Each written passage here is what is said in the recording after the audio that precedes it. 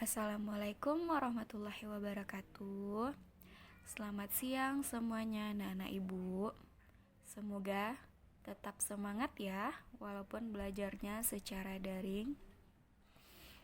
Oke, baiklah, pada hari ini kita akan belajar tematik muatan IPS KD 3.1. Kalian bisa buka buku Bupena halaman 59. Kita masih di tema 1 dan subtema 3 dengan judul lingkungan dan manfaatnya. Oke, pada hari ini kita akan membahas tentang pengaruh kondisi geografis Indonesia sebagai negara maritim. Sebelumnya, apakah kalian sudah pernah dengar apa itu negara maritim? Dan mengapa Indonesia disebut sebagai negara maritim?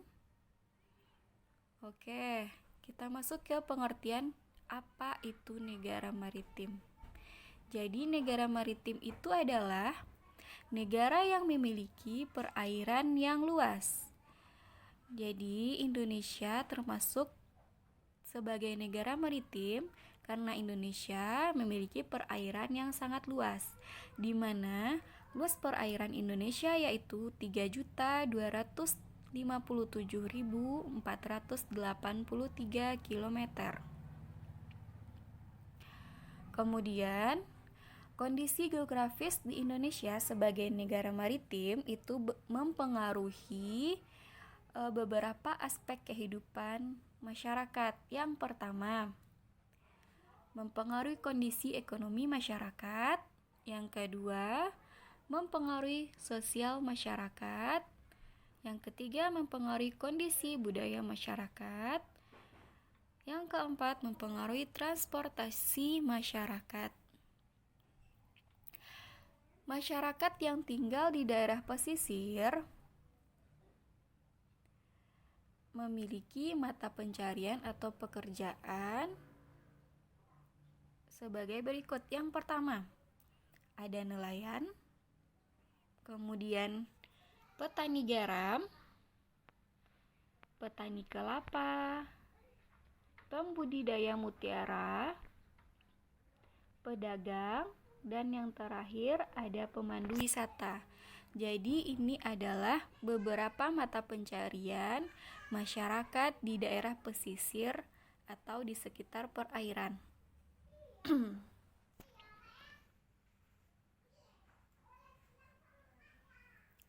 Tidak hanya mempengaruhi kondisi ekonomi, negara maritim juga mempengaruhi kondisi sosial, seperti pertukaran budaya. Pertukaran budaya ini terjadi saat melakukan transaksi jual beli. Para pedagang yang berkunjung ke Indonesia ada yang menetap atau hanya bersinggah. Pedagang yang menetap akan membawa adat budaya dari daerah asalnya. Hal ini akan mengakibatkan percampuran antara budaya asli dan budaya yang dibawa oleh pedagang dari luar tersebut. Ada dampak positif dan negatif akibat pengaruh kondisi geografis Indonesia terhadap kondisi sosial masyarakat. Kita bahas dulu dampak positifnya ya. Yang pertama, memudahkan komunikasi dan interaksi masyarakat.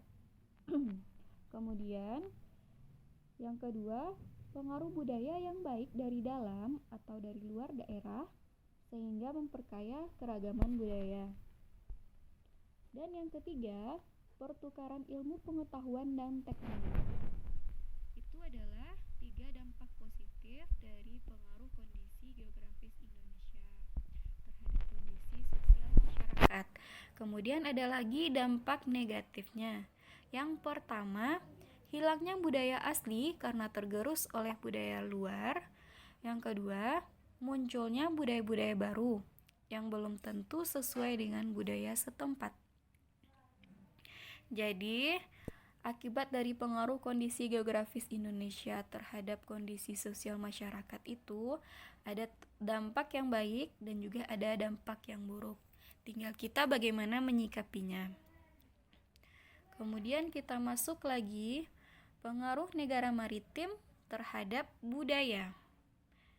Yang pertama, mudahnya terpengaruh budaya asing sehingga budaya asli mulai luntur. Ini adalah contoh, pada gambar ini adalah contoh pengaruh dari budaya asing. Kemudian yang kedua, dikenalnya budaya Indonesia akibat ramainya perdagangan dan pariwisata Indonesia. Jadi Indonesia ini terkenal dengan ramainya pariwisata dan juga ramainya perdagangan. Kemudian selanjutnya yang ketiga, timbulnya beraneka ragam kebudayaan akibat pengaruh dari luar. Kemudian kita masuk lagi ke pengaruh negara maritim terhadap transportasi masyarakat. Yang pertama itu, dibangun banyak sarana penunjang transportasi seperti bandara, pelabuhan, stasiun, dan lain-lain. Kemudian yang kedua, terdapat beragam transportasi, baik darat, laut, dan udara. Yang ketiga, kemajuan masih terpusat di daerah tertentu saja karena kendala transportasi. Dan yang keempat, harga barang kebutuhan di satu pulau berbeda dengan pulau lainnya. Oke, itu adalah pelajaran kita pada hari ini. Semoga bisa dipahami dengan baik. Kalau ada yang ingin ditanyakan, langsung ke Ibu ya, langsung diwapri Ibu. Ibu tutup dengan wassalamualaikum warahmatullahi wabarakatuh.